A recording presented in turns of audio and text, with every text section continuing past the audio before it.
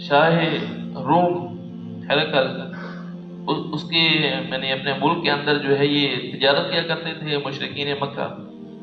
حضرت ابو سفیان رضی اللہ تعالیٰ عنہ جو ابھی تک اسلام نہیں لائے تھے وہ وہاں تشریف فرما تھے، وہاں پر گئے ہوئے تھے۔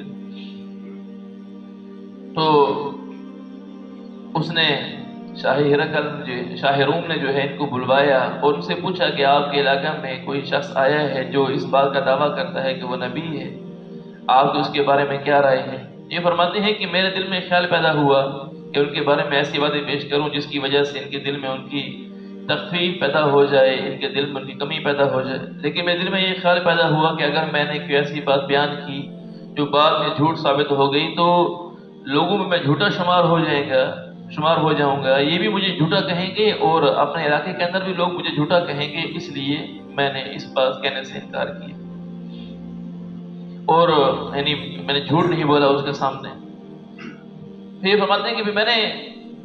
یہ جو معراج کا واقعہ ہے یہ ان کے سامنے بیان کیا کہ اس سے تو ان کے دل میں خود بخود یہ خیال پیدا ہو ہی جائے گا کہ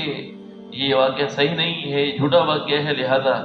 ان کے دل میں نفرت پیدا ہو جائے گی۔ تو یہ کہتے ہیں کہ میں نے ان کے سامنے سارا واقعہ معراج کا بیان کیا کہ وہ کہتے ہیں کہ میں ایک ہی رات میں اللہ تبارک و تعالیٰ سے ملاقات کر کے واپس آیا ہوں اور رات کا کچھ حصہ تھا مسجد اقصی میں بھی آیا ہوں، اتنے لمبے سفر ایک ہی رات میں کیے بھی ہیں اور رات کے کچھ حصے میں کیے۔ تو شاہ روم وہ بڑا حیران ہوا کہ یہ واقعہ کیسے پیش آ سکتا ہے، ایک ہی رات میں اور رات کے کچھ حصے میں واقعہ پیش آ جائے۔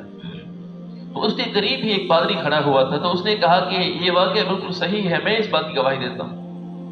تو اس نے کہا کہ آپ کو یہ واقعہ کیسے معلوم ہے، کیسے گواہی دے سکتے ہیں؟ تو اس نے کہا کہ میں مسجد اقصی کے دروازے بند کیا کرتا تھا، تو جب میں رات کے وقت گیا دروازے بند کرنے کے لیے تو سارے دروازے میں نے بند کر دیے، لیکن ایک دروازہ مجھ سے بند نہ ہو سکا۔ میں نے بہت کوشش کی بند کرنے کے لیے کہ کیا وجہ ہے، بند کیوں نہیں ہو رہا۔ بہت زور لگانے کے بعد جب مجھ سے بند نہ ہوا تو میں نے اور لوگوں کو بلایا، انہوں نے بھی زور لگایا۔ پھر میں نے کاریگروں کو بلایا، انہوں نے آ کر دیکھا تو انہوں نے بتایا کہ اس کے اوپر عمارت کا بوجھ آ گیا ہے جس کی وجہ سے یہ دروازے بند نہیں ہو سکتے ہیں، اس کو ہم صبح کے وقت دیکھیں۔ تو وہ کہتے ہیں کہ پھر مجھے یہ خیال پیدا ہوا کہ ٹھیک ہے صبح کے وقت دیکھ لیں گے۔ صبح کے وقت جب میں آیا تو میں نے دروازوں کو بند کیا تو آسانی سے بند ہو گیا دروازہ،